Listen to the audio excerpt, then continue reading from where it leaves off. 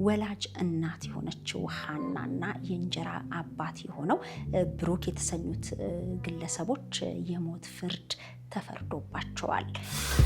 በእናት አይደለም በማንም ጠላት ልጆቼ ጉንፋን ሲይዛቸው እንኳን ፀሐይ እንዳቃጠላቸው አስብ በነበረ ታሪክ ውስጥ ነው ያጣዋት። እጅግ ቀላል አይደለም።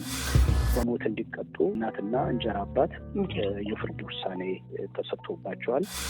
ልጆቼን ለማግኘት በመጣው ሰዓት ልጄን አልቀበርኳትም፣ በህይወት አልደረስኩባትም እና ሰውነቷ አልቆ እጅግ በጣም ተጎድታ ጠቁራ ልጄ ከቤት እንዳትወጣ ተደርጎ ከወራት በላይ በር ተዘግቶባት ከትምህርት ቤት ተገልላ ከጓደኞቿ ጋር ሳትገናኝ ፋይናሊ መጨረሻ ላይ ሊቀብሯት እንግዲህ ከገደሏት በኋላ ሆስፒታል ድረስ ይዘዋት ሄደዋል። አፏ ውስጥ አስክሬኗን አፏን በመክፈት በተለያየ ብረት መድኃኒት አፏ ውስጥ ጨምረው በመድኃኒት ጠጥታ ነው የሞተችው በማለት የማጭበርበሪያ ሙከራዎችን አድርገዋል።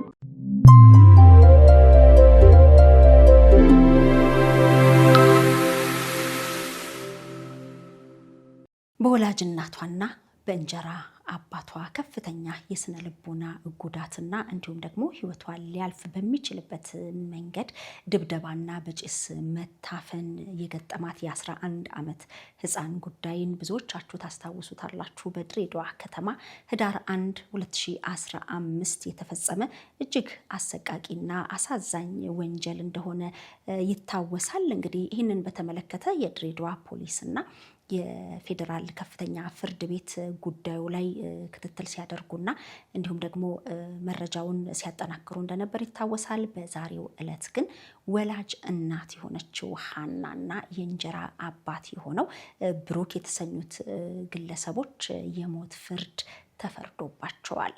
ይህ እንግዲህ ህፃን በአምላክን የእንጀራ አባቷ ከደፈራት በኋላ ወላጅ እናት ይህንን ስታውቅ ውሽማዋን ወይም ደግሞ ባለቤቷን ከወንጀል ነፃ ለማድረግ እጅግ መታሳዛ ህፃን ልጇ ላይ ፈርዳባታለች። ይህ የእናትነት ባህሪ አይደለም። እናትነት ስለወለዱ ብቻ ሳይሆን እንግዲህ የእናትነት ባህሪ ተብሎ የሚዘረዘሩ ብዙ ነገሮች እንዳሉ እናውቃለን። በተለይ ደግሞ በኢትዮጵያ ይህቺ እናት ግን በልጇ ላይ ፈርዳ በአሰቃቂ ሁኔታ የስነ ልቦና ጫና አድርሳባት ከትምህርት ገበታዋ ነጥላ እንዲሁም ደግሞ ከጓደኞቿም ሆነ ከኖረችበት ሰፈር ከአካባቢዋ አርቃ ወደ ስራ ስትሄድ ይዛት እየሄደች እየተመለሰች ከፍተኛ ጫና አሳድራባት እንደሆነ በክስ ዝርዝሩ ላይ ተገልጿል። በመጨረሻም እንግዲህ ራሷን ያጠፋች በማስመሰል አፏ ውስጥ እንግዲህ መርዝ ጨምረው ግን ደግሞ የአስክሬን ምርመራ ውጤቷ እንዳረጋገጠው ተደብድባና በጭስ ታፍና ህይወቷ እንዳለፈ ተገልጿል። እንግዲህ ይህንን የፈጸሙ ወንጀለኞች በዛሬው ዕለት የሞት ፍርድ ተፈርዶባቸዋል። ወላጅ አባት አቶ ግርማ ሂደቱን በተመለከተና በተለይ ደግሞ ልጁን ለማዳን ያደረገው ጥረት ከሷ ለመነጠል እሷ ጋር መድረስ አትችልም ተብሎ በፍርድ ቤት ተወስኖበት አልፎም እንግዲህ ወላጅ አባት አይደለህም በሚል የክስ ሰነድ ቀርቦበት ከልጆቹ ርቆም እንደነበር ይታወሳልና አጠቃላይ ነገሩ ምን ይመስላል? የዛሬውስ የፍርድ ውሳኔ ብለን በስልክ ከአቶ ግርማ ጋር ቆይታ አድርገናል። መጽናናት አልችልም እኔ በጣም ከባድ ነው። ልጄ ምስኪን ልጅ ናት፣ መስሉ ልጅ ናት፣ ደግ ናት። ለኔም ቢሆን ለእናቷ እጅግ ትሁት የነበረች ልጅ ናት። ጤና ይስጥልኝ አቶ ግርማ፣ እንዴት ዋልክ? እግዚአብሔር ይመስገን። እንዴት ነህ? ሁሉ መልካም? በረታችሁ? አዎ ደህና ነን ይመስገነው። እንግዲህ የህፃን በአምላክ አሟሟት እጅግ በጣም የሚያሳዝን ነው። እንግዲህ አንተ ብትወልዳትም ወላጅ አባቷ ብትሆንም የብዙዎችን ልብ የነካና በተለይ ደግሞ በኢትዮጵያ ውስጥ ወላጅ እናት አባሪ ተባባሪ መሆኗ ብዙዎችን ያሳዘነ ነው። ዛሬ ግን እንግዲህ ይህንን ድርጊት የፈጸመችው ምንም እንኳን ወላጅ እናቷ ብትሆንም ህግ ለሁሉም እኩል ነውና ውሽማዋ ወይም ደግሞ በአምላክ የእንጀራ አባቷን ጨምሮ የፍርድ ውሳኔ ተላልፏል። እስቲ እንደው አጠቃላይ የህግ ሂደቱ ምን እንደነበርና በውሳኔውስ እንደ አንድ ፍትህ ፈላጊ ልጁን በአሰቃቂ ሁኔታ በሞት እንዳጣባት የተሰማህን እንድታካፍለን ነው። በጣም አመሰግናለሁ ወይዘሮ መሰረት፣ እግዚአብሔር ይስጥልኝ። ምክንያቱም ይሄ ቀላል ጉዳይ አይደለም። ምክንያቱም ልጅን በሞት ማጣት ምን ያህል ሊያም እንደሚችል ምን ያህል ከባድ እንደሆነ እንኳን ለአባት ለማንኛውም ሰው ለሆነ የሰው ልጅ ለሆነ እጅግ በጣም የሚያምነው ይበልጥ ደግሞ በእናትና ባመነቻቸው በእንጀራ አባት ተጠልላባቸው አቅፋቸው ተክፎ ያስጥሉኛል ብላ በመጠብቃቸው ወላጆቿ እንደዚህ አይነት ግፍ ተፈጽሞ እንግዲህ ህይወቷ አልፏል። እጅግ በጣም መሪር የሆነ ሀዘን በቤተሰቦቻችንም በሁላችንም ብሎም በሀገራችን ይበልጥ ደግሞ በድሬዳዋ አብረዋት ይማሩ በነበሩ ህጻናቶች ላይ ጭምር የልብ ስብራትን እየፈጠረ ጊዜ የነበረው በጣም ከባድ የማልጠብቀው በእናት አይደለም በማንም ጠላት ልጆቼ ጉንፋን ሲይዛቸው እንኳን ፀሐይ እንዳቃጠላቸው አስብ በነበረ ታሪክ ውስጥ ነው እና ያጣኋት። እጅግ ቀላል አይደለም። ቢሆንም ያው ከህግ የሚያመልጥ አለመኖሩን ያየንበትን ውሳኔ ዛሬ ግንቦት 15 በዋለው ችሎት በሞት እንዲቀጡ እናትና እንጀራ አባት የፍርድ ውሳኔ ተሰጥቶባቸዋል። እንግዲህ ይሄ ለኢትዮጵያ ሴቶች ለኢትዮጵያ ህጻናት ጅምር ደውል ነው ማለት እችላለሁ። ለእኛ የደስታ ቀን ብቻ አይደለም፣ ትግላችንን ጉዟችንን የምንጀምርበት ሻማው የተለኮሰበት ቀን ነው ብዬ አስባለሁ። እስከ መጨረሻው ድረስ መታገል ይገባል። እስከ መጨረሻው ድረስ መፋለም ይገባል። ምክንያቱም ቀሪ ትውልድ፣ ቀሪ ልጆች፣ ቀሪ እህቶች፣ ቀሪ እናቶችና ሴቶች በሀገራችን አሉንና የእነሱን ጥቃት ሁሉ ሊከላከል የሚችል የህግ ውሳኔ ነው የተሰጠው ብዬ አስባለሁና ዛሬ ስለ ማለት የሚችለው መስዬ እውነት ነው። እጅግ በጣም መሪር ነበር። እንግዲህ መላው የድሬዳዋ ህዝብ ብቻ ሳይሆን እንግዲህ ይሄንን መረጃ በአንድም በሌላም አጋጣሚ የተመለከተ በጠቅላላ እጅግ በተሰበረ ልብ ሀዘኑን ሲገልጽ ለእናንተ መጽናናትን ሲመኝ ነበር። በአምላክ ጉዳይ እንግዲህ የእናንተ ብቻ ሳይሆን የብዙዎችም ሆኖ ነበርና በተለይ እማቲ ያለ ወንድሟም ስለሷ ሲገልጽ በእናት እቅፍ ውስጥ ሆና ከክፉ ታስጥለኛለች በምትላት ወላጅ እናቷ አባሪና ተባባሪነት ይሄ መሆኑ እንደው የእናትነትንም የሚወክል አይደለም። እናት የሚለውም ስያሜ እንግዲህ ባደጉ ሀገሮች መብት እንደሚነጥቁም እናውቃለንና ይህንን ድርጊት በመፈጸማቸው በህግ ታይቶ ጉዳዩ ተመርምሮ እንግዲህ አሁን 2 ዓመት የሆናት ህዳር 1 ነው እንግዲህ ወደ 3ኛ ዓመቷ እየደረሰች ነው። ግን ፍትህ እንዳገኘች ይሰማናል እና ለመጽናናቱ ለሌሎች ሴቶችና ህፃናት ጥቃት እንዳይደርስባቸው ለመቆም እንደ በአምላክ ወላጅ አባት ምን አስባችኋል? አሁን ከዚህ ፍርድ በኋላ ለሌሎችም ግንዛቤ ለመስጠት። በጣም አመሰግናለሁ። እንግዲህ ከዚህ በፊት ታስበው የነበሩ በአምላክ ፋውንዴሽን የምስረታ ፕሮግራሞች ነበሩ። እንግዲህ የዚህ የፍርድ ሂደት እጅግ አዝጋሚ የነበረ ጎታች የነበረ በጣም ድካም የነበረበት ምልልስ የነበረበት እንደምታውቂው ከአዲስ አበባና ድሬዳዋ መሀል በወር ቢያንስ 1-2 ጊዜ በወር ቢያንስ 1-2 ይመላለሳለሁ። ባለፉት 3 ዓመታት ከመሞቷን በፊት የተጀመረ ክርክርም ስለነበረ ከ3 ዓመት በላይ በዚህ ሂደት ውስጥ ነው የቆየሁት። እጅግ በጣም ደክሞኛል፣ አሞኛል፣ በጣም ተሰብሬያለሁ በብዙ ነገር እና ከፍተኛም የመኪና አደጋ አስተናግጄ ስለነበረ በዚሁ አጋጣሚ ነው ልጆቼ ክረምት እኔ ጋር ይመጡ ነበረ። 2013 አካባቢ ክረምት እኔ ጋር መጥተዋልና ክረምት ከመጡ በኋላ ነው ልጆቼን የማግኘት እድል ያልነበረኝ። በፍርድ ቤት የሐሰት ሰነድ በማቅረብ የዲኤንኤ ፎርጅድ ለፍርድ ቤት በማሰጠት እኔ ላይ ጭምር ውሳኔ አሰጥተዋል። እኔ አባት እንዳልሆንኩኝና የእሷም ስም ተቀይሮ የኔም ስም ተቀይሮ እሷ ጋር እንዳልደርስ ማዕቀብ ተደርጎብኝ ከ1 ዓመት ከ8 ወር በላይ ፍርድ ቤት ላይ ቆሜያለሁ። ጋብቻችሁ ከፈረሰ ምን ያህል ዓመት ሆነው? 11 ዓመት አልፎናል። የበአምላክ እድሜ ማለት ነው። የበአምላክ እድሜ በአምላክ በ11 ዓመት በአምላክ የ8 ወር ልጅ እያለች ነው ከቤት እንግዲህ ይዛት የሄደችው። በተለያየን ጊዜ ያው እናትነትም ሞግዚትነትም ለእሷ ተሰጥቶ ስለነበረ ልጆቼ የሚኖሩት እሷ ጋር ነው። 2ቱም ልጆቼ ወንዱ ልጄ ካሌብ ይባላል፣ በአምላክም ሁለቱም እዛ ነበሩ። በዚህ ሂደት ውስጥ ነው እንግዲህ ያው ክርክር ተጀመረ። የእነሱም ውሳኔ የመጀመሪያው የአባትነት ማሻሪያ ወይም ማስቀየሪያ የተባለው ከአመት ከ8 ወር ከ9 ወር በኋላ ውሳኔያቸው የነሱ ውድቅ ተደርጎ ወደ ሁለተኛው ክርክር ተኬዶ ነበረ። ምክንያቱም የተሰራ ወንጀልም ስላለ ዲኤንኤ ባልተመረመረበት የተሰጠው ውሳኔ ተገቢም ስላልነበረ ምንም እንኳን ውሳኔው ቢሻርም የዲኤንኤው ማስረጃ ግን ተረጋግጦ በትክክለኛ የፍርድ ቤት ሂደት ውስጥ ማለፍ ስለነበረበት በሱም ፕሮሰስ ተጀመረ።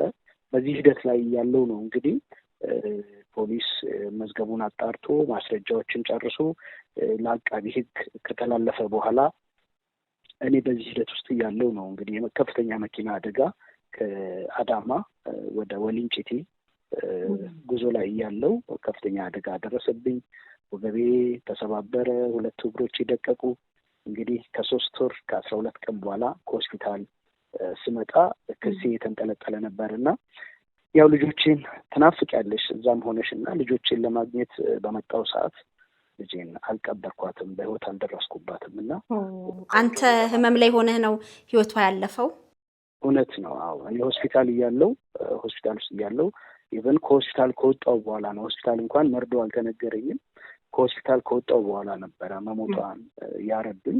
ለእኔ እጅግ ከባድ ነበረ። ከአልጋ ላይ በማልነሳበት፣ ዊልቸር ላይ እንኳን መቀመጥ በማልችልበት በጣም ከፍተኛ ጉዳት የደረሰብኝ በሰውነቴ ላይ እና በዛ ሁኔታ ውስጥ እንግዲህ ይህንን ሀዘን መሸከም ለእኔ እጅግ ከባድ ነበረ። ወንዱ ልጅ ያለ በስነ ልቦና እጅግ በጣም የተጎዳ ነው። በጣም እህቱ ማጣት በእንደዚህ አይነት ወንጀል ውስጥ ልጄን በማለፉ በጣም የአእምሮ ጉዳት የደረሰበት ልጅ ነው እና አጠገብ የነበረው እንግዲህ ይህንን ሁሉ ኃላፊነት ተሸክሜ ባለፉት 3 ዓመታት በዚህ ክርክር ውስጥ ነው የቆየ ነው። የመጀመሪያው ክርክር ልጆቼ ናቸው የሚለውን ለማረጋገጥ የነበረ ነው። እንግዲህ ከፍቺው ጋር ተያይዞ ልጆችህ አይደለም ሲባል አይ ልጆቼ ናቸው የሚለው ክርክር ነው አይደለ? የክስ ወይም የፍርድ ቤት ሂደቱ። አዎ። ከዛ በኋላ ከሞተች በኋላ ነው ክስ የተጀመረው ወይስ ጉዳዩን አቃቢ ሕግ ነው የያዘው? ኖ የመጀመሪያው ይሄ በአቃቢ ሕግ የክርክር ሂደት እንግዲህ ልጆቼ መሆናቸው ይታወቃል። መስሩፍ ከፍላለው በኔ እጅ ነው የተወለዱት። በማህበረሰቡም በስነ ልቦናም በብዙ ነገር እንግዲህ አብረውኝ የኖሩ ልጆች ናቸው። 11 ዓመት ቀላል አይደለም እና በዚህን ያህል እድሜ ውስጥ አብረን ቆይተን በስተመጨረሻ ደግሞ ልጄን እንዳላገኝና እንዳላያቸው ጭምር ማዕቀብ ተደርጎብኝ ስለነበረ ወንዱ ልጄ ግን ያው በፍርድ ቤቱ ትዕዛዝ በራሱ ምርጫ እኔ ጋር ለመሆን በመወሰኑ ወደ እኔ መጥቷል። ሴቷ ልጄ ግን በዛን ሰዓትም በዚሁ ክርክር ሂደት ላይ እናቷ ጋር መኖር ትፈልግ እንደነበርና ይህንን በማቅረቧ ለፍርድ ቤቱ ያው ከእናቷ ጋር እንድትቆይ ነው የተደረገው። ነገር ግን እኔ ክርክሩን አላቆምኩም። ክርክሩ ምክንያቱም ልጄ ላይ አላግባብ የስነ ልቦና በደል ደርሶባታል። የአባትነትን ስነ ልቦና አብሮነታችንን በጣም ጎድቶታልና ዶክመንቱ በሕግ ፊት ቀርቦ ተጣርቶ የዲኤንኤ ማስረጃ ከሁለታችንም ሳምፕል ተወስዶ ተጣርቶ ለሕግ መቅረብ አለበት ብዬ ክርክር ጀመርኩኝ። እንግዲህ ይሄ ክርክር በጣም ተጠናከረ። በዚህ ክርክር ሂደት ውስጥ ነው እንግዲህ በብዙ መልኩ ልጄ ላይ እንግዲህ ይሄ ጉዳት ደርሶ ህይወቷን ያሳጡት። ያው ለፖሊስም ለሁሉም አስደንጋጭ ነበረ። ጉዳዩን ጥልጥል ላይ በነበረና ጫፍ ላይ ደርሶ በነበረ ሰዓት ውስጥ እኔም ሆስፒታል በመግባቴ ጥልጥል ላይ ባለበት ሁኔታ ውስጥ ልጄን እንግዲህ አሰቃቂና ግፍ በተሞላበት ሰውነቷ አልቆ እጅግ በጣም ተጎድታ ጠቁራ ልጄ ከቤት እንዳትወጣ ተደርጎ ከወራት በላይ በር ተዘግቶባት ከትምህርት ቤት ተገልላ ከጓደኞቿ ጋር ሳትገናኝ ፋይናሊ መጨረሻ ላይ ሊቀብሯት እንግዲህ ከገደሏት በኋላ ሆስፒታል ድረስ ይዘዋት ሄደዋል። አፏ ውስጥ አስክሬኗን አፏን በመክፈት በተለያየ ብረት መድኃኒት አፏ ውስጥ ጨምረው በመድኃኒት ጠጥታ ነው የሞተችው በማለት የማጭበርበሪያ ሙከራዎችን አድርገዋል። ይሄም ግን ምንም እንኳን እኔ ባልኖርም ሕግ ግን ያው ሕግ ነውና ፖሊስ አዲስ አበባ ድረስ አስክሬኑን በመውሰድ ምንም አይነት መድኃኒት እንዳልወሰደች እና ተደብድባ ተቀጥቅጣ ታፍና በጭስ ጭምር ታፍና እንደተገደለች ከአቤት ሆስፒታል አዲስ አበባ የፎረንሲክ ምርመራ ተደርጎ ለፖሊስ ማስረጃው በመቅረቡ ያው ክሱ ለ3 ዓመታት በዚህ መልኩ በሰውም ከ20 በላይ የሰው ምስክሮችን የድምጽ ቅጂዎችን የቪዲዮ ሪከርዶችን ቤት ውስጥ እሷ በተለያየ መልኩ እየቀረጸች ስታስፈራራበት የነበረውን የቪዲዮ ማስረጃ ጭምር ፖሊስ ለፍርድ ቤት በማቅረብ ሆን ተብሎና ታቅዶ በልጄ ላይ የተፈጸመ ከፍተኛ ኢሰብአዊ የሆነ ድርጊት ነው እና የነበረው እጅግ ለኔ ከባድ ነው። በጣም ህመም ነው። ዛሬም ቢሆን እኔ ሀዘን ነው የሚሰማኝ። ምክንያቱም ለነሱ መሞታቸውን እንደ ደስታ መቆጠር ሰው ብቻ አይደለም።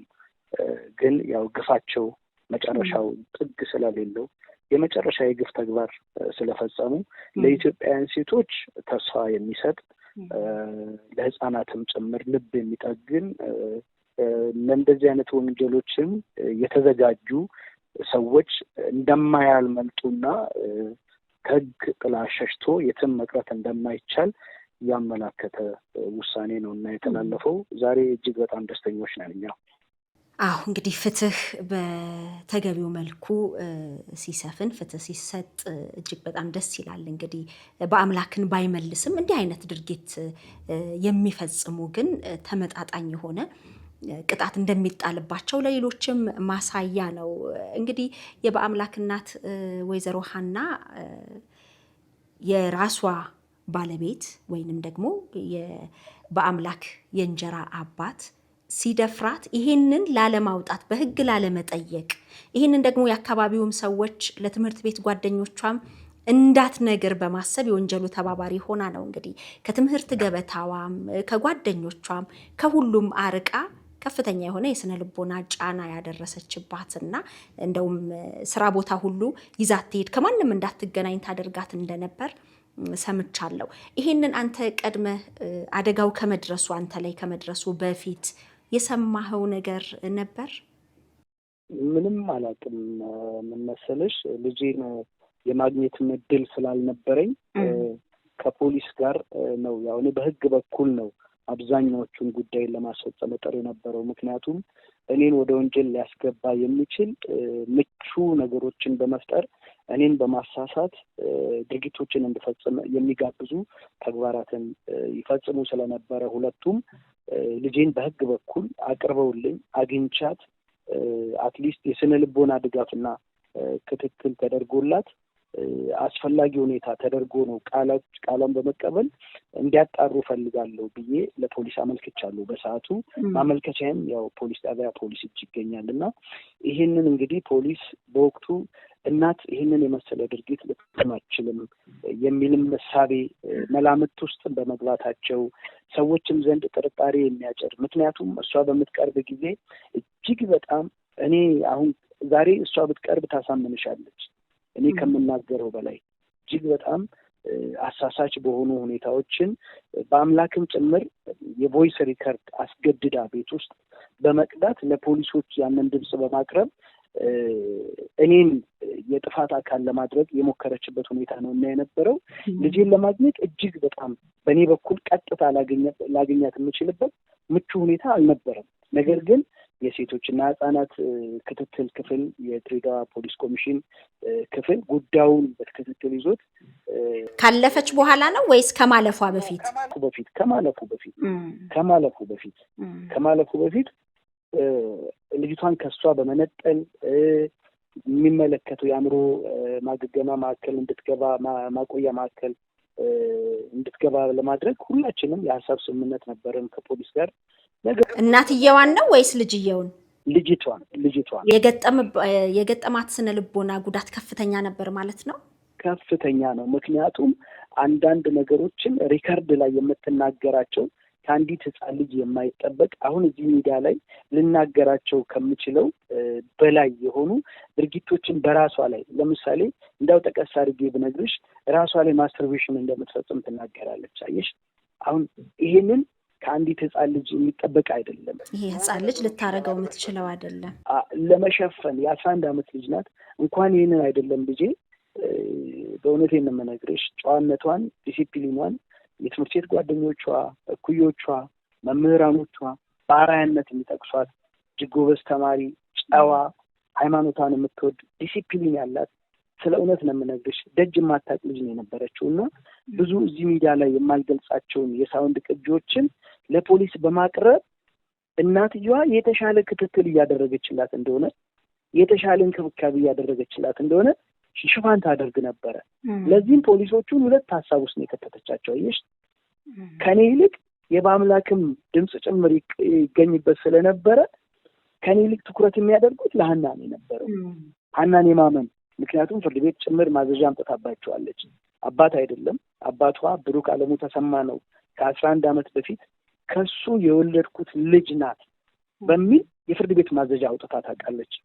ያ ፍርድ ቤት ማዘዣ እነሱ ዲኤንኤ ስላላስመረመሩና በፍርድ ቤት ሂደት ውስጥ ያላለፈ በመሆኑ ብቻ ነው ውድቅ የተደረገው እንጂ የሁለታችን ሳምፕል ተወስዶ የነሱ ሐሰተኛ መሆናቸው ተረጋግጦ አይደለም።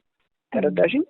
ሂደቱን ያልጠበቀ ስለሆነ በታችኛው ፍርድ ቤት የተሰጠው ውሳኔ ሂደቱ ያልጠበቀ የፍርድ ቤትን ሕግና ስርዓት ባልጠበቀ መልኩ አስወስነው ያመጡት ደብዳቤ ስለነበረ የከፍተኛው ፌዴራል ፍርድ ቤት ውሳኔያቸውን ከታች ያመጡትን ውሳኔ ነው ውድቅ ያደረገው።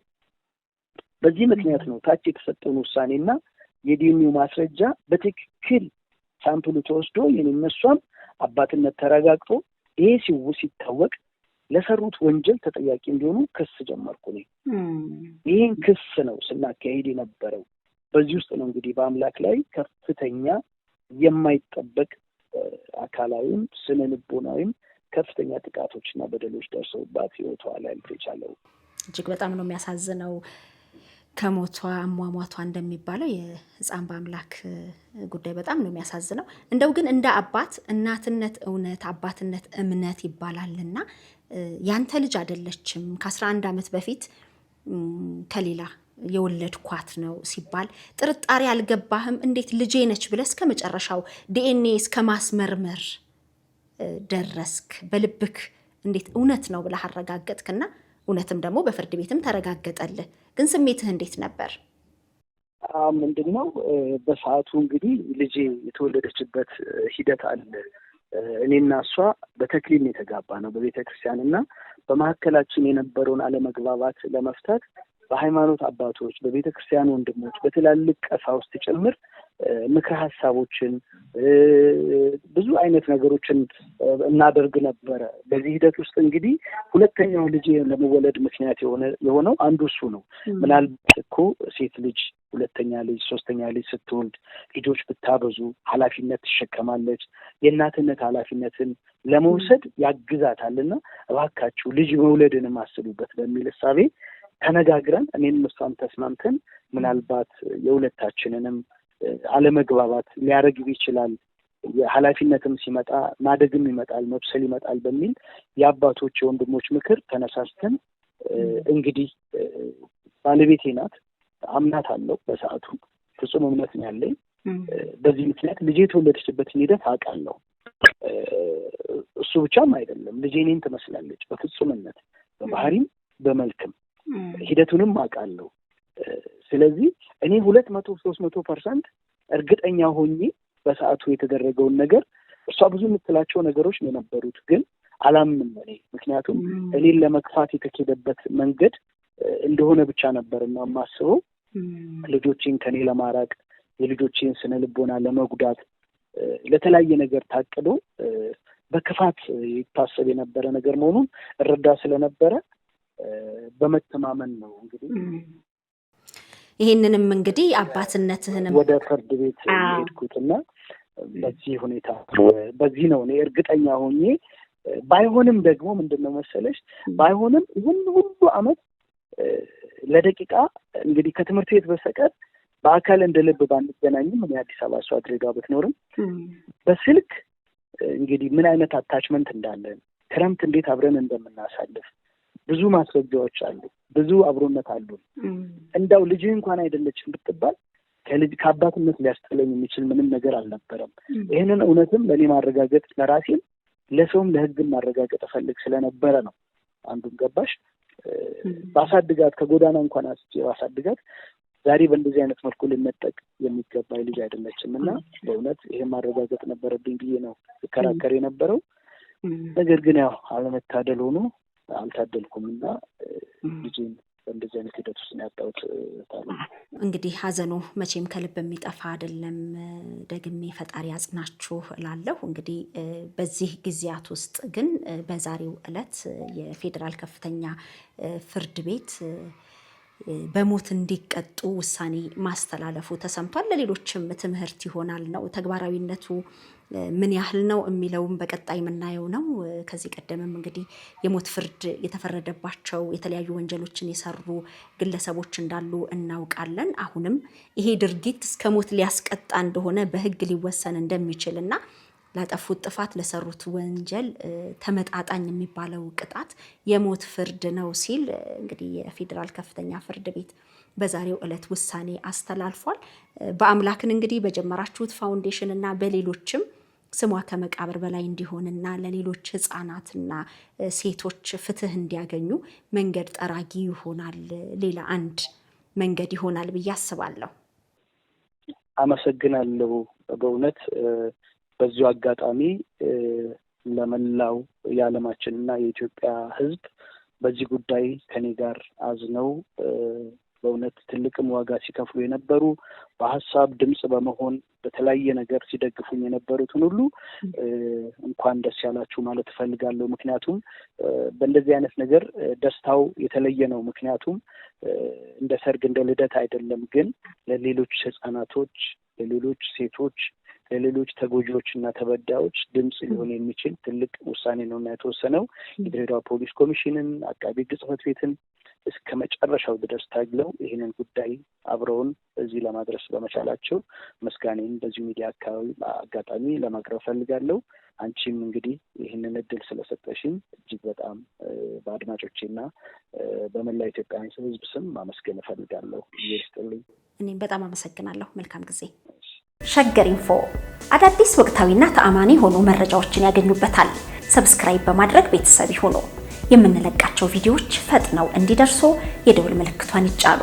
ውዴታውን ለመግለጽ ላይክ፣ ሐሳቡን ለማካፈል ኮሜንት፣ ለሌሎች ለማጋራት ደግሞ ሼር ያድርጉ። አብራችሁን ስለምትሆኑ ከልብ እናመሰግናለን። ሸገር ኢንፎ ታማኝ የመረጃ ምንጭ